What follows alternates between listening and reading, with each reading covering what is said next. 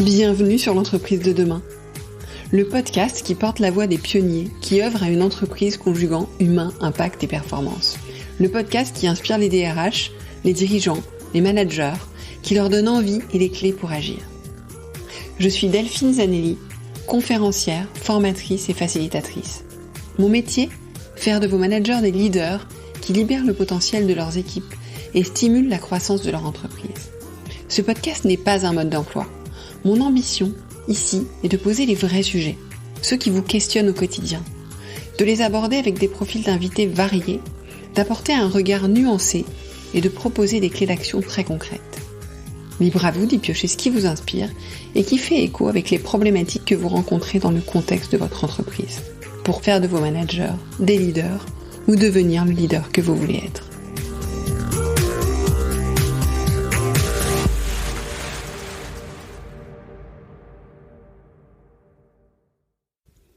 Bonjour, bienvenue dans ce nouvel épisode. J'espère que vous allez bien. Je suis ravie de vous retrouver. Je vous avais annoncé 10 épisodes dans cette saison Leadership et Authenticité. Et la bonne surprise, c'est qu'il va y avoir des bonus jusqu'à la fin de l'année. Des bonus puisque au fil de l'eau, donc j'avais terminé d'enregistrer ma saison, j'ai échangé avec des personnes, fait des rencontres et souhaité continuer à pouvoir tirer ce fil. Et aujourd'hui, j'ai vraiment le grand plaisir de vous proposer mon échange avec Estelle Abou.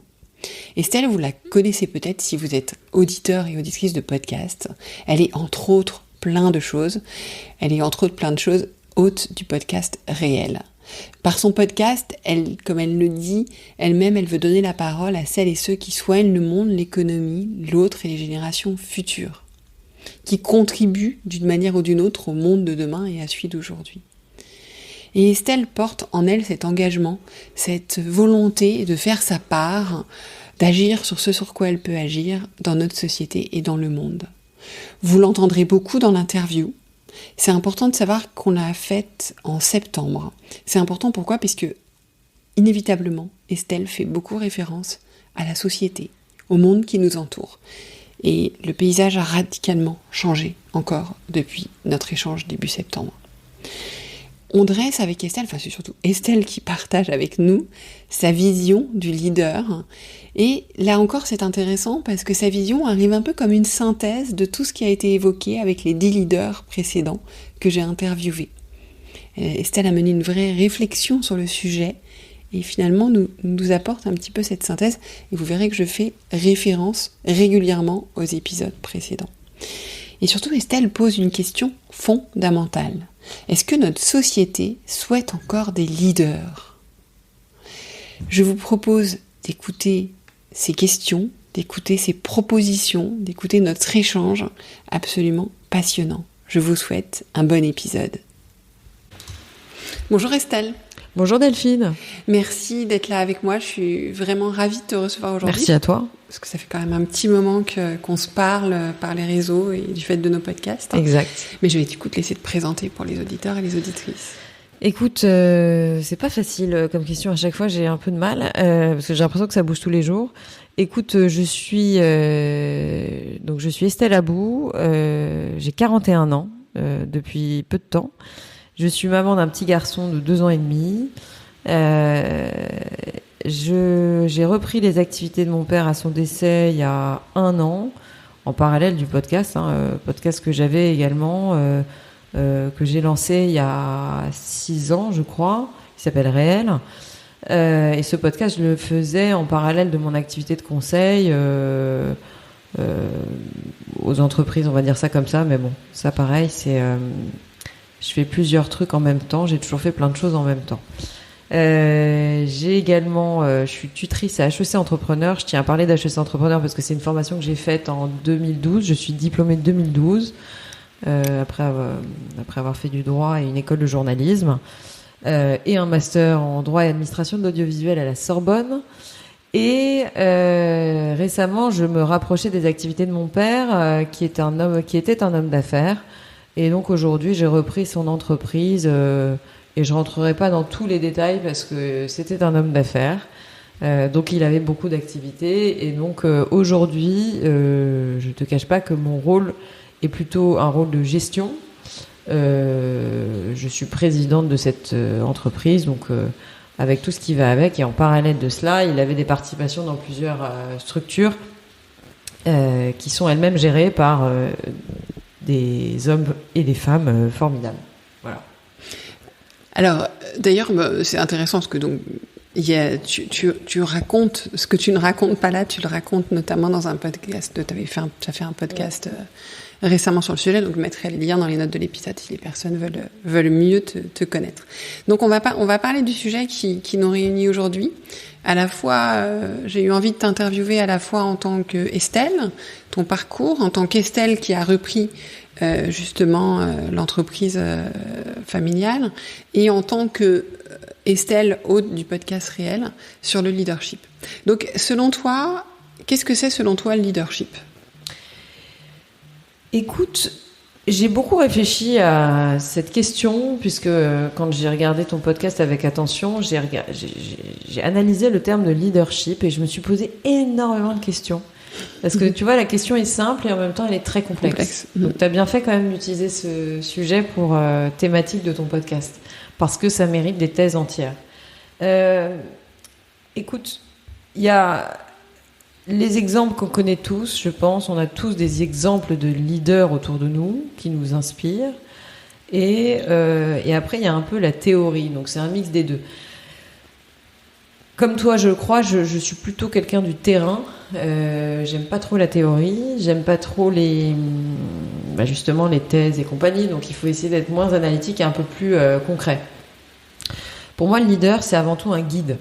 C'est-à-dire, je pense que le vrai terme, c'est un guide. Alors c'est peut-être pas très beau, mais c'est une lumière. C'est quelqu'un qui va te donner un objectif. C'est quelqu'un qui sait où il va. Et qui éclaircit la route des gens. Voilà. Moi, je dirais ça comme ça. C'est une personnalité qui s'est fédérée, qui s'est inspirée, qui s'est trouver des solutions, qui a une ouverture d'esprit, des grandes qualités d'écoute, quelqu'un qui est juste, qui est positif, qui a de la joie de vivre, qui a du cœur, des tripes. Et pour moi, avant toute chose, c'est quelqu'un qui s'est tiré et non poussé. Parce que j'ai récemment vu une vidéo qui m'a beaucoup marquée. Alors c'était un religieux, c'était un rabbin, pour ne rien te cacher, et qui expliquait dans l'éducation, quand on est parent, c'est plus intéressant de tirer les enfants plutôt que de les pousser. Et alors, j'ai trouvé ça très beau, c'est-à-dire que si vous tirez quelqu'un, ça veut dire que vous lui dites « viens avec moi ». Donc ça veut dire que vous ouvrez la voie et que vous lui dites « viens, tu vas voir, ça va se passer comme ça ». Donc il y a un côté rassurant. Quand on pousse quelqu'un, ça veut dire qu'on le met on le pousse vers l'extérieur, on le pousse vers quelque chose qu'on ne connaît pas, qui est l'inconnu, qui est pas rassurant, qui peut faire peur. Et je crois que dans un monde aujourd'hui qui est de plus en plus, on va dire, qui peut inquiéter, au sens propre du terme. Voilà, on est dans un monde qui peut inquiéter. Je ne dis pas qu'il faut s'inquiéter, je dis qu'il peut inquiéter, à juste titre, pour plein de raisons, d'un point de vue sociétal, écologique, économique, enfin sur plein de sujets. Mais dans un monde qui peut inquiéter les gens, je pense que ce qui est important de retenir, c'est d'être rassurant et de donner confiance. Voilà. C'est un peu long comme développement, mais je t'ai donné à peu près les idées que j'avais en tête. Écoute, c'est extrêmement intéressant, je te remercie, c'est très riche. Surtout, je vois quelque chose parce que j'ai fait un certain nombre ces derniers temps d'interviews sur le sujet, des hommes et des femmes. Et il y a quelque chose, c'est marrant, je ferai l'analyse au final, mais il y a beaucoup de choses que tu dis qui ressort de la définition des femmes, parce qu'on parlait tout à l'heure des parts masculines, féminines. Mais je crois aussi dans la précision de la définition du leadership. C'est-à-dire que finalement, des hommes, j'ai eu des définitions beaucoup plus globales, et des femmes, j'ai eu, et tu as parlé même de termes comme la joie, comme des choses comme ça, du cœur. Ben, tu vois, on entendra avant toi, mais j'ai interviewé Marine Guillemot, le président de KPMG, elle m'a parlé du cœur. Voilà, donc c'est intéressant. Donc merci pour ce point-là. Et pour illustrer ce propos, est-ce que tu peux nous parler de leaders qui t'ont inspiré ? Écoute, oui. Il y en a eu tellement, j'ai envie de te dire. Mon père, ça c'est une évidence en premier lieu. Comment tu définirais son leadership? Pourquoi est-ce que pour toi c'était un leader? Pour toutes les raisons que j'ai évoquées, tu vois. Parce que je pense que il a su, comment dire, embarquer les gens avec lui. Et j'oubliais un terme, c'est faire rêver les gens. Et je crois que ça, c'est une vraie qualité qui est quand même relativement proche des rêveurs, des gens qui ont des objectifs. Je te dis des rêves, en fait, tout simplement. Et quand tu as un rêve et que tu embarques les gens dans ton rêve, bah forcément, t'es un leader, en fait. C'est-à-dire que si tu respires, si tu transpires, comme lui, c'était le cas, ouais, on va aller là, on va faire ci, on va faire ça, truc, etc. Enfin voilà, c'était un meneur de troupe, quoi. Enfin, même si le terme est pas très beau, mais c'était le cas, quoi. Donc, et puis surtout, il trouvait des solutions. C'était quelqu'un qui trouvait des solutions à tout. Intéressant, ça. Capacité à trouver des solutions aussi. Oui, tu l'as dit, oui, c'est vrai, tu l'as dit. Mais je crois que c'est ça. Mais ça va avec le côté rassurant, parce qu'en fait, quand tu trouves des solutions, en tout cas, quand tu essaies de te poser avec quelqu'un qui vient te voir parce qu'il a un problème ou une problématique, et que tu lui dis, tu quitteras pas cette pièce tant qu'on n'aura pas trouvé de solution, et c'est le cas, ben, excuse-moi, mais ça veut dire que cette personne, elle est dans ta vie, quoi. Enfin, voilà. Et je crois que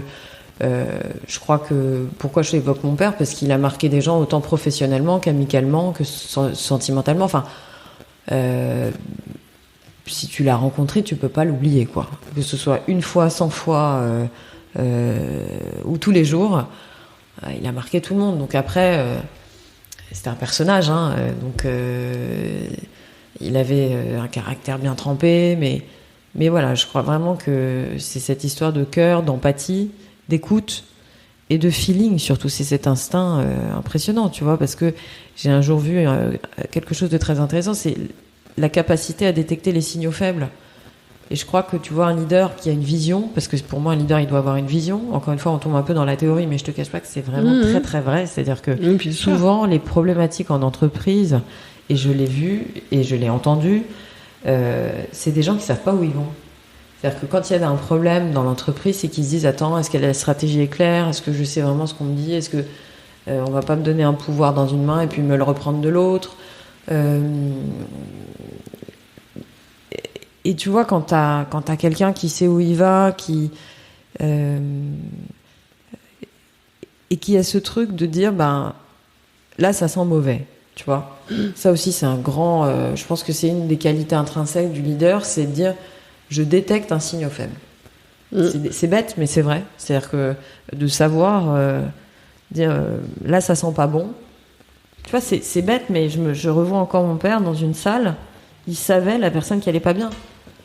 Alors, il y avait une salle de 150 personnes, enfin peut-être pas 150, mais quand il arrivait dans ses rédactions ou dans des bureaux où il y avait pas mal de monde, il allait taper dans l'épaule de chacun. Enfin, tu vois, il prenait le temps de parler aux gens.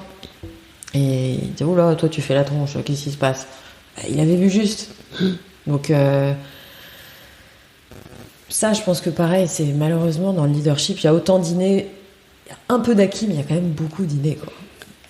C'est dur, hein, ce que je te dis. Mais... Non, toi tu penses que c'est plus de l'inné que de l'acquis? C'est plus de l'inné que des choses qui se développent?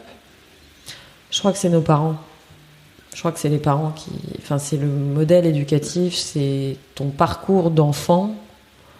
Enfin, ça, c'est valable autant pour les personnalités que pour les leaders, mais je pense sincèrement que ton parcours passé fabrique l'entrepreneur, le leader que tu es... d'une certaine manière. En tout cas, ça te donne des qualités. Alors après, tu t'améliores, tu fais des efforts, tu te structures, tu t'entoures, mais quand même, tu m'enlèveras pas, et ça, c'est peut-être pas politiquement correct ce que je vais dire, mais tant pis, c'est pas grave. J'ai plus du tout de filtre, en fait. C'est bizarre, à 40 ans, on n'a plus de filtre. Enfin, en tout cas, ce qui est intéressant, c'est les convictions. Ouais.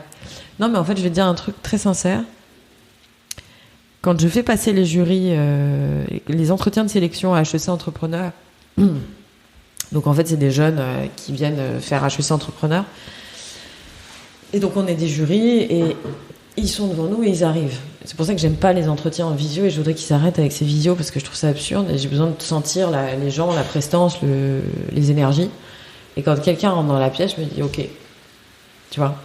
C'est-à-dire que quand tu vois débarquer la personne, que ce soit homme ou femme, c'est pas le sujet, et ben c'est bête. Mais avant qu'il s'assoie, tu sais déjà si tu le prends ou pas. C'est très très dur ce que je veux dire. Maintenant, c'est moi, c'est ma conviction personnelle. Après, je te dis pas, j'ai peut-être senti quelqu'un une fois et on l'a pas pris pour X raisons parce qu'on est quand même 6 personnes à se décider. Mais c'est vrai que quand la personne débarque, tu sens qu'il y a des qualités déjà. Tu vois ce que je veux dire ? Il y a déjà quand même un truc. En tout cas, qu'il y a des qualités qui matchent avec ce que tu cherches. Avec ce que je cherche moi, en tout cas. Ouais. D'autres exemples, écoute, j'en ai plein.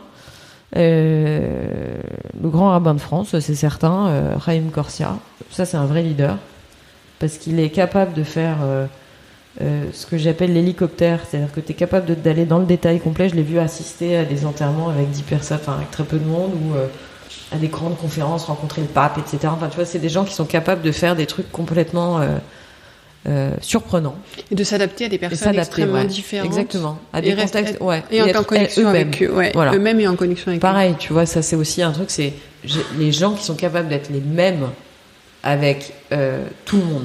Et ça, je trouve ça exceptionnel aussi. Et c'est vraiment un des traits communs des leaders, finalement, quand tu y réfléchis. C'est des gens, tu les vois au supermarché, tu les vois en conseil d'administration ou tu les vois en visio, c'est les mêmes.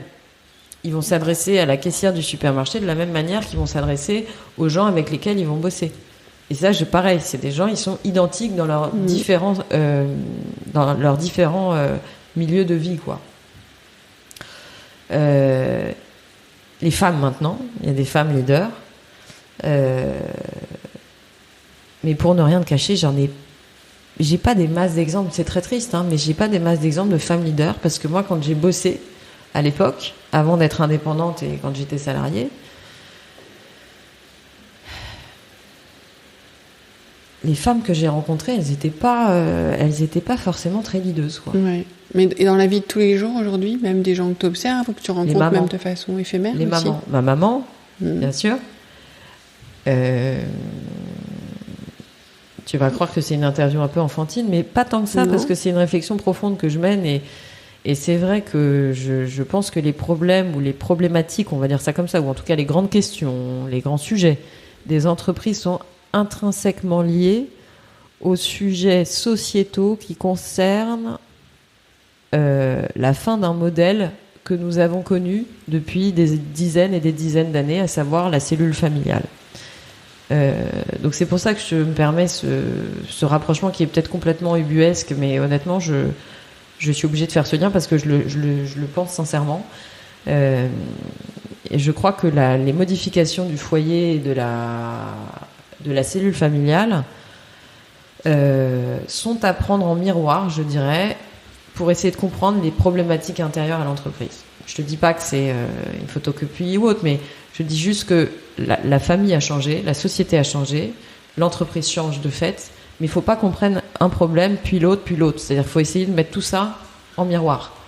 Parce que tout a été modifié, on fait pas les enfants de la même manière, il y a des couples monoparentaux, il y a des couples homosexuels, les repères ont changé, voilà, donc tout est complètement modifié. Mais j'en reviens aux mamans, c'est-à-dire que je pense à Jacques Attali, je parle de lui dès qu'on me pose des questions, dès que j'ai des interviews, mais Jacques Attali, c'était la première personne que j'ai reçue dans le podcast, et il m'a dit une chose, c'est les mères sont les premières entrepreneuses. Donc alors, après il faut faire la distinction entre entrepreneur et leader, mais moi je pense un truc, c'est que quand t'es maman, il y a pas mal des qualités que t'as citées. Bah ouais, tu vois, qui sont obligatoires puisque en fait, on revient à la question de prendre soin des gens. Quand tu es une maman, tu dois prendre soin de quelqu'un, tu dois t'occuper de quelqu'un. Et alors je te dis pas qu'il faut s'occuper de ses salariés ou de son équipe de la même manière exactement que ferait une maman, mais pas loin, pas loin. Tu vois ce que je veux dire ? Tout à fait. Parce qu'en fait, à un moment, tu te dis, mais attends, quand t'as des gens, moi, qui me répondent parfois, qui sont à la tête de boîtes de 80 personnes ou 100 personnes et qui me disent, moi, j'aime pas m'occuper des gens. ou j'ai pas envie de m'occuper de quelqu'un. C'est problématique. Bah, il y a un problème. Tu vois, Ouais. parce que toute la journée, tu dois t'occuper de quelqu'un parce que c'est ta responsabilité. Mais c'est ta première mission même. Hein. Oui. Et donc s'occuper de quelqu'un, le care, tu vois ce que je veux dire. Enfin, excuse-moi, encore une fois, tu vas dire que je suis complètement folle, mais Pas du tout, je pas lis du tout, beaucoup et que j'essaye quand même de comprendre dans quel monde on vit. Je voyais, par exemple, les assistantes maternelles, il y en a plus. Les gens veulent plus faire ce métier. Les gens veulent plus être profs. Là, j'ai lu un article dans les Échos de ce matin. Les gens veulent plus être profs. On a 12 000, je crois, on a 12 800 postes, enfin 13 000 postes qui manquent aujourd'hui. On a fait une rentrée avec il n'y a pas assez de profs en collège. Donc c'est quoi? Ça veut dire quoi le signal? Ça veut dire que quand il y a une société qui ne veut plus prendre soin de l'autre, alors que toute la journée on nous dit le care, le machin et la planète et le truc et compagnie. Ouais, mais d'accord. Mais commence déjà par créer du lien. Commence déjà par t'occuper des gens avec qui tu passes la journée. Pareil, il y a un vrai sujet sur le télétravail. Comment veux-tu être un leader avec des gens à distance? Moi, c'est ça. Enfin, c'est-à-dire que si demain, tu as une société qui est en full remote, tu fais comment pour être leader? Moi, je sais pas. Peut-être qu'il y a des méthodes pour ça, pour être leader à distance. Mais moi, je sais pas comment ça marche. Je sais pas. Ouais, ça correspond pas, en tout cas, à ta façon de... Oui, peut-être qu'il y a des gens, après, j'attends avec grande impatience, quelqu'un qui me dira, bah attends, si, il y a une méthode pour être leader en visio. Avec joie. Pour l'avoir expérimenté très très très longtemps de travailler en visio, bien avant le Covid, constamment, tu as besoin de te connecter physiquement à un moment donné avec les personnes. Enfin, moi, j'en suis convaincue. Et parce qu'il y a quelque chose, effectivement, dans le lien qui peut pas se créer à distance. Je pense à Dominique Turc qui est venu dans mon podcast à 2 reprises, qui est quelqu'un de brillantissime. Je vous invite à écouter ses épisodes. On a évoqué le travail ensemble et le lien social. Et honnêtement, quand tu y penses, les discussions, ce qu'on appelle les small talks, tu vois, autour de la machine à café, sont vitaux. Mais bien sûr. Voilà. Bien sûr, et c'est pour ça d'ailleurs qu'en temps de Covid, les gens ont une réflexe, et c'est quelque chose que je faisais aussi, d'avoir des visios au café en fait. Mais le problème c'est que tout d'un coup, on se sent obligé de passer à table parce que c'est la visio café, alors qu'en fait, la spontanéité de l'échange de couloir, elle est complètement différente. Donc je te rejoins, et je pense que aussi dans la capacité à se connecter, c'est-à-dire que pour certaines... Le travers aujourd'hui avec la connexion virtuelle, notamment via les réseaux, c'est que parfois on se permet de faire des choses qu'on se permet pas en face de quelqu'un. Et à l'inverse, on va peut-être parfois ne pas oser aborder quelqu'un qu'on aurait abordé physiquement. Bien voilà. sûr. Je pense que avant d'aller parler avec un dirigeant par visio alors qu'il est occupé, alors qu'on le croise dans un couloir, enfin c'est complètement différent. Enfin, tu as des entrepôts, tu vas souvent en entrepôt, tu vois bien combien cette énergie tu en as besoin pour toi. Et eux en ont besoin aussi parce qu'ils vont... le contact qu'il y a à ce moment-là, elle est quand même très différent. Mais pas que, mais si tu veux, c'est qu'aussi il y a un vrai sujet de fond aussi dans toutes tes questions intéressantes, c'est parce qu'elles sont vraiment pertinentes et j'aime beaucoup réfléchir à ces questions. Est-ce que la société veut vraiment encore des leaders? Moi, je sais pas. Je n'ai pas de réponse à cette question. Honnêtement, je me pose la question, est-ce qu'on a vraiment envie de leaders? Parce que on est en train de vivre la fin du salariat au sens propre du terme, comme on l'entendait, tu vois, il y a 30 ans, ou 20 ans, je sais pas. Enfin, en tout cas, le statut de salarié est clairement remis en question pour plein de raisons, sauf dans certains domaines de l'économie, encore une fois. Mais par la robotisation, enfin, tu vois ce que je veux dire, il y a plein de métiers qui vont disparaître, ou qui disparaissent déjà, ou qui ont déjà disparu. T'as des gens qui veulent plus de patron. Parce qu'ils assimilent patron, manager, chef, leader, tout ça, poubelle. Non mais poubelle, encore une fois, à juste titre ou pas, je te dis pas, mais ils veulent pas. Il y a des gens qui veulent plus de patron, ça les emmène, ça les embête. Refus d'autorité, refus d'obéir, refus de tout ça. Tu vois de responsabilité. Ouais. Et à un moment, je suis désolée de le dire encore une fois, c'est peut-être pas politiquement correct, mais à un moment, il y a 1000 façons de pas faire un truc et il y en a qu'une de les faire. Quand quelqu'un te dit, bah, il faut faire ça, et que le mec, il va te dire, bah, ou la nana, va te dire, non. Bah, t'as beau avoir toutes les qualités du monde et être le meilleur leader du monde et avoir fait un travail sur toi et sur lui et si machin et si truc, si quelqu'un veut pas, il veut pas. Donc c'est ça que je veux te dire, c'est qu'à un moment, c'est quand quelque chose est cassé, quand il y a pas une volonté réelle de s'investir et de faire un boulot. Bon bah écoute, voilà. Enfin, tu vois, donc c'est pour ça que je dis, il y a peut-être pas ce besoin qu'on avait à l'époque d'avoir des leaders. Et tu le vois dans le champ politique également. Alors oui et non, parce qu'il y a beaucoup de personnes qui sont en manque de ça. Oui. Qui vont dire ils ont besoin de plus de ça. Et ce que j'explique souvent aux managers avec qui je travaille, c'est qu'à un moment donné, dans la relation, on est deux. On peut tout faire pour que la relation fonctionne, mais si la personne ne veut pas, on doit savoir s'arrêter là. C'est-à-dire qu'à un moment donné aussi... 1 et 1, ça fait 3. Oui, puis il y a le fait aussi dans les entreprises, en fait, on a cette peur que les gens restent pas, qu'on manque de collaborateurs. Mais sauf qu'à un moment donné, quand quelqu'un ne convient pas, quand c'est plus la place de quelqu'un pour des choses qu'il a choisies, il s'agit pas de faire les choses de manière inconsidérée, mais je veux dire, l'accompagner vers quelque chose d'autre, ça fait partie des solutions. Et pour moi, ça fait partie des solutions du leader, savoir reconnaître ça. Et donc de dire, ok, ça tu n'en veux pas, mais qu'est-ce que tu veux, comment je peux t'aider à aller par là-bas, parce que pour nous, on a besoin de ça. Et Stéphane Moriou, que j'ai interviewé aussi dans cette série, qui est l'auteur d'un livre, qui fait des recherches sur le feedback, explique justement ce besoin, parce qu'avec le feedback, il prône justement un leadership très engageant, mais il dit qu'il y a besoin du management de ce type-là, mais il y a aussi besoin d'un management par autorité. Et qu'en fait, on ne peut pas fonctionner sans, parce que quand il y a des périodes de crise, des moments où on doit avancer, et ces moments-là, on suit tous un ordre, entre guillemets, et qu'on peut pas le refuser, on peut pas, voilà. Donc je pense que c'est important, voilà, d'avoir cette nuance en tête. Une dernière question que j'aurais voulu te poser, on demande aux leaders aujourd'hui d'être authentiques. Mais alors authentique, ça veut dire quoi ? Est-ce que c'est important ? D'abord, qu'est-ce que tu mets derrière l'authenticité, et est-ce que c'est important pour toi ? On revient à ce qu'on disait tout à l'heure, l'authenticité pour moi, c'est être la même personne avec tous les gens que tu rencontres, quels que soient tes lieux de vie au sens professionnel, amical, social, familial. Donc cette authenticité, c'est une capacité à dire la vérité. C'est une capacité à reconnaître ce qui est juste et ce qui n'est pas juste, quand même, hein, sans vouloir faire justice, attention. Mais l'authenticité, c'est ça. C'est être proche de la vérité. Ça veut dire quoi, la vérité ? Alors là, c'est très, très philosophique, hein, mais... non, mais selon toi... On pourrait en passer des heures, mais...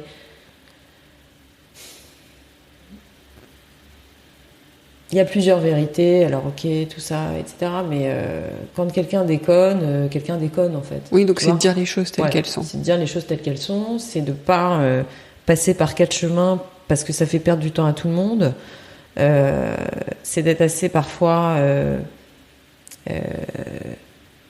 authentique, c'est ne pas avoir peur des conséquences d'une action, c'est-à-dire ou d'une parole. C'est-à-dire que souvent, on sait que ça va pas plaire aux gens, on sait que ça va pas être agréable dans un premier temps, mais c'est essayer, là je replace mon idée de l'authenticité dans ta définition de leadership, parce que, encore une fois, quand quelqu'un sait que l'aboutissement est bon pour tout le monde, au sens qu'il y a un intérêt, tu sais, on appelle ça l'affectio societatis, mais en droit, ça veut dire qu'il y a l'intérêt de la société qui doit primer quoi qu'il arrive, en fait. Et que la société, elle est au-delà des intérêts personnels et indépendants. Et pour moi, le leader, c'est celui-là. C'est celui qui va dire authentiquement, écoutez, les gars, il faut qu'on aille là. Alors, je sais, ça va pas être facile, ça va être difficile, il y a ça, etc. Mais à un moment, il faut y aller. Sinon, on va dans le mur, sinon, etc. Donc, c'est ça aussi, c'est cette capacité à dire les choses telles qu'elles sont, en fait, tout simplement. Qui s'apparente à du courage aussi. Ah, bien sûr. Ah oui, alors ça, je sais même pas pourquoi je l'ai pas dit tout à l'heure. C'est étonnant, je reprends ma... Ah si. Si, tu l'as dit. Je crois que Non, j'ai pas dit ça. Alors que pour moi, c'est la première... Ça, ouais, mais pour moi, c'est la première des qualités. C'est du courage. C'est du courage et c'est de la force, quoi, tu vois. Mais moi, je suis très perturbée, excuse-moi, mais on enregistre cette interview et je suis obligée de le préciser, mais où est le courage dans notre société, quoi ? Parce que c'est quand même un vrai sujet de fond, ça, pareil. Le courage en entreprise, c'est d'abord le courage en société, c'est d'abord le courage en famille. Bah, excuse-moi, mais moi, je trouve qu'il y a des parents qui sont démissionnaires, il y a des personnes dans la société civile qui sont démissionnaires, Donc forcément, il y a des gens dans l'entreprise qui sont démissionnaires. Ça s'explique pas. Enfin, pour moi, tout est lié. Et quand je vois un type se faire tabasser et des mecs qui sont en train de filmer avec leur portable plutôt qu'à lui porter secours, je m'interroge clairement sur le courage, ouais. Et que là, est-ce qu'on valorise le courage, en fait ? C'est ça mon sujet. C'est ça le sujet. Ouais, est-ce que le courage est valorisé ou pas ? Parce que finalement, je vais dire, il n'y a pas beaucoup de gens, quand tu as une attitude courageuse, qui vont reconnaître que tu es courageux. Ils en ont rien à foutre que tu sois courageux. C'est pas leur sujet. Du moment que la vidéo elle se retrouve sur Instagram, c'est pas leur problème. Et moi, c'est ça qui me pétrifie. C'est que des qualités qui sont quand même humaines, tu vois, c'est la race humaine, quoi, de défendre quelqu'un quand il est attaqué, de protéger quelqu'un, de toutes ces choses-là. Si c'est pas valorisé dans la société ni dans la famille, ça le sera jamais dans l'entreprise, en fait. Alors moi, quand j'ai des parents qui démissionnent, quand je vois des parents qui démissionnent de leur job de parents, ils s'occupent pas de leurs enfants, ils en ont rien à foutre s'il rentre pas, s'il sort avec qui il est, s'il se drogue pas. Je me dis, quel modèle on donne aux leaders de demain. Enfin, tu vois. Enfin, oui, parce que c'est eux les leaders de demain. Bien sûr. C'est clair. Et est-ce que tu as, pour finir, un espoir ? Est-ce que, voilà, tu disais, je me questionne, est-ce que la société veut encore des leaders ? Est-ce que tu penses qu'on a besoin de leaders et quel serait le chemin qu'on pourrait prendre pour ça ?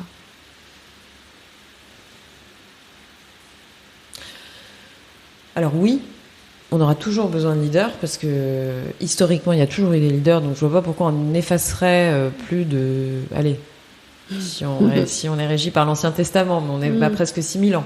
Ouais. Mais au final, pourquoi on remettrait en question ça ? Puisqu'il y a toujours eu des leaders, ils seront différents. J'espère qu'il y aura plus de femmes. J'espère que les qualités féminines, au sens propre du terme, parce que encore une fois, on a beau dire, mais on est quand même différents et fort heureusement. Et par contre, ce qui est certain, c'est que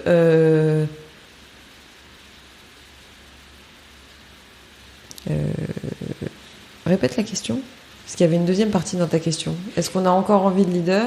Et quelle est la voie pour ça, en fait ? Comment est-ce qu'on peut redonner sa place au leadership ? Donc, en écrivant un projet commun. C'est-à-dire que moi, je suis toujours en attente d'un projet commun. Et je l'ai pas. Je suis navrée de le dire, mais je l'ai pas. Alors peut-être que c'est une erreur de ma part et que c'est un manque de culture et que c'est très prétentieux de ma part de dire ça, mais à date, j'ai pas l'impression que la France, parce que là on parle que de la France, on est d'accord ? Je pense pas. Je crois pas qu'on ait écrit un projet commun. Donc pour moi, il faut prendre la plume, il faut qu'on écrit, encore une fois, il faut qu'il y ait des leaders. Et je crois pas que les leaders soient... Il faut pas se reposer sur les politiciens, parce que je pense que le pays va pas bouger grâce aux politiciens. Je pense qu'elles bougeront... Le pays bougera d'abord par les entreprises, en tout cas je le souhaite, et par les leaders. J'espère que tout comme Bernard Arnault l'a fait, on va continuer à aider les gens, parce que là il a fait un don récemment, je crois qu'il a fait 30 millions ou quelque chose comme ça, je sais plus. Moi j'aimerais bien que ce soit ça, tu vois, que les personnes qui sont à la tête d'entreprise et qui sont capables de nourrir des familles, entre guillemets, même s'ils sont incritiquables, etc. Mais encore une fois, que ce soit un patron de TPE ou Bernard Arnault, ces gens-là peuvent aider la France. Tu aides la France parce que tu vas te responsabiliser et que tu vas dire, ok, il y a un creux, il y a un gap, on fait pas ça. Il y a un moment, il va falloir qu'on prenne le leadership pour combler les manques de la société. Voilà. Et donc, je prône la fabrication de formations par les entrepreneurs, c'est-à-dire que voilà, tous les milliardaires français, je suis désolée encore une fois de le dire, peut-être que c'est pas possible, peut-être que c'est compliqué, mais moi je garde une conviction profonde. Ok, l'État doit subvenir aux besoins, tutu. Ok, il faut pas privatiser la santé, mais moi j'aimerais bien voir quand même autre chose que des fondations d'art contemporain financées par des milliardaires. Tu vois ? Je pense qu'il y a... Et ces leaders-là, parce que c'est des leaders, faut quand même le dire, on les aime pas, mais ce sont des leaders. Je pense que ces personnes doivent se responsabiliser. La France les a enrichis.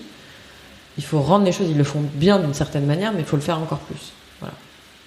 Merci beaucoup Estelle. Merci à toi Delphine, à bientôt. À bientôt.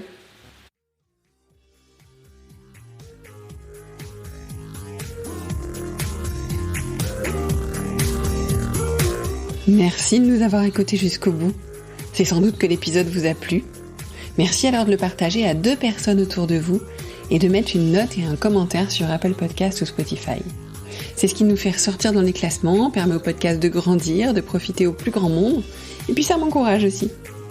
Et si ce n'est pas encore fait, abonnez-vous à la page L'entreprise de demain de LinkedIn pour ne rien manquer de l'actualité du podcast. Et à la newsletter, devenez le leader que vous voulez être pour ne rien manquer des contenus exclusifs que je vous propose. Et puis, si vous avez besoin d'accompagnement dans le développement de votre leadership ou de celui de vos managers, ou si vous cherchez la prochaine conférence qui inspirera vos managers, écrivez-moi, j'interviendrai avec plaisir. Je prends toujours grand soin de mes auditeurs et auditrices. J'adore travailler avec vous. Merci encore pour votre écoute et à la semaine prochaine.